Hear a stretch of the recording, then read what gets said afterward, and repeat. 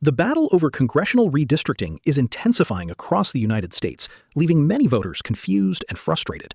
Following recent Supreme Court decisions that weakened the Voting Rights Act, several southern states have rushed to redraw their election maps.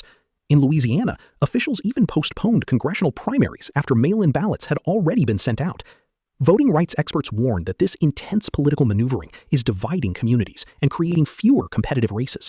They fear the collateral damage is the everyday voter. Experts say these constant, last-minute changes to voting districts could ultimately lead to lower voter turnout and a loss of public trust in the democratic process. The cryptocurrency industry is making a major push in Washington to shape its own regulations.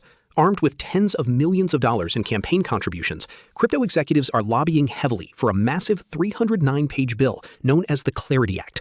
If passed, the legislation would create a sweeping new framework for digital currencies. It would allow crypto companies to bypass the strict oversight system that currently governs stocks and bonds on Wall Street. However, the bill faces strong opposition.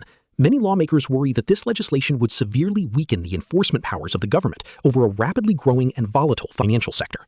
The Department of Justice has launched a legal battle against the District of Columbia Bar Association. The department is suing to prevent the disbarment of Jeffrey Clark, a former official who helped craft strategies to challenge the 2020 election results.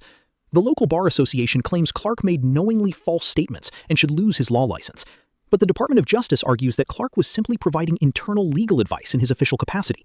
Federal lawyers accuse the Bar Association of weaponizing the disciplinary process against political opponents, warning that punishing Clark could stop future government lawyers from giving honest advice.